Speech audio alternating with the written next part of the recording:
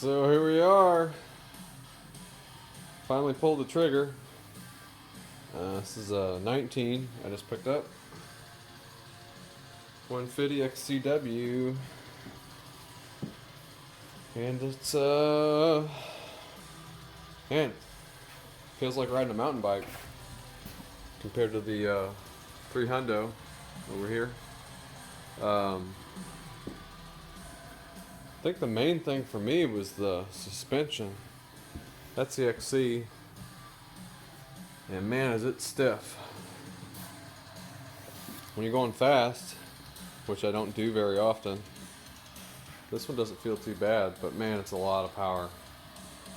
That 300 engine is, for me, way too much, and I've got it cut down as much as I can do. Green spring, mapping pulled. It's grandpa-ized as much as I can get it. But I kind of want to go over real quick. First thoughts of just having this, ripping it around. Last night in the dark, which there's your first point. For me, having a headlight's sweet. I put one on the 300 XC. It's one of those Chinese ones. There's some other YouTube videos on how to do that. That thing's awesome. It's 19 bucks. But yeah, the suspension on this, for my weight, I'm 145.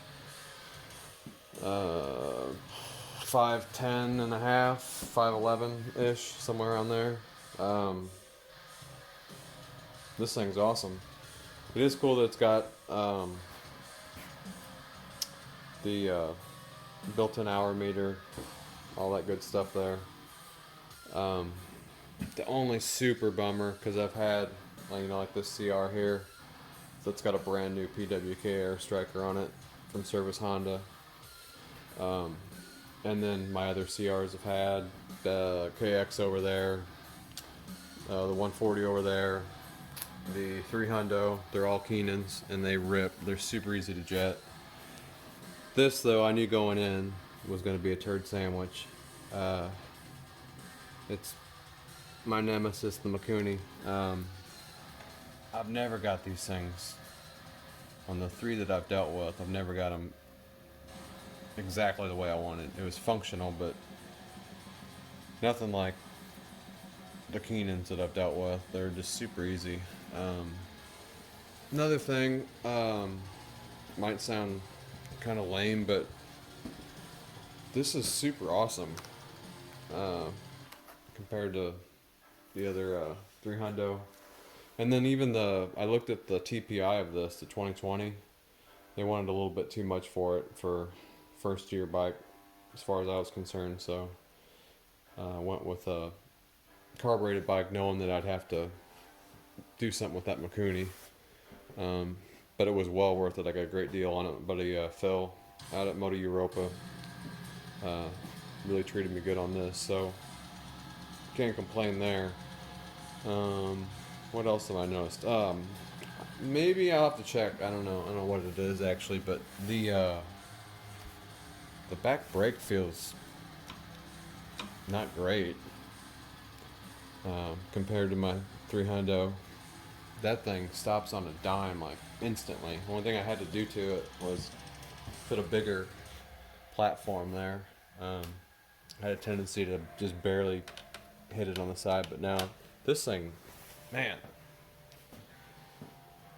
awesome. I don't know what I'm not sure what's going on quite with that yet, but front one feels fine, but the back's kind of gross, kind of smushy. Doesn't seem to stop as fast as the 300 does.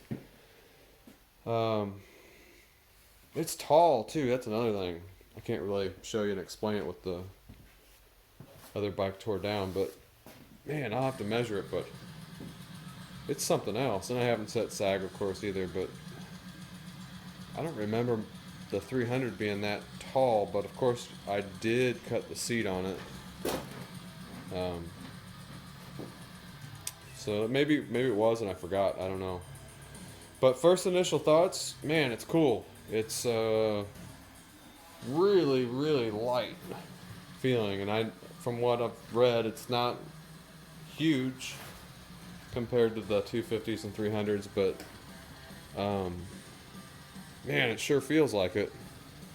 Um, can't really say a whole lot on the engine characteristics yet, just because I've only ridden it just a bit up and down the driveway here, around the yard a little bit. Um, but I mean, it felt from even it being holy crap, is it rich, out of control rich. It still felt pretty good. What's up, Hooks? What's wrong with you? Anyway, try to post some more videos as I go and kind of give you the rundown of what I got going on as I try to tackle the jetting. I know I've followed Ernie Allen for years, and he rides these bikes, and I believe he's got it somewhat sorted out on his um, 19 now, and I know he had his 17 dialed in pretty well. So we'll see. Man, I'd like to be able to find a Keenan cheap and just throw it on there and be done with it, like a 36. But since it's already here and I have it, we'll give it a whirl and see what happens. But I'll release some more videos as soon as I figure out what the heck I'm doing here. So, till then, see ya.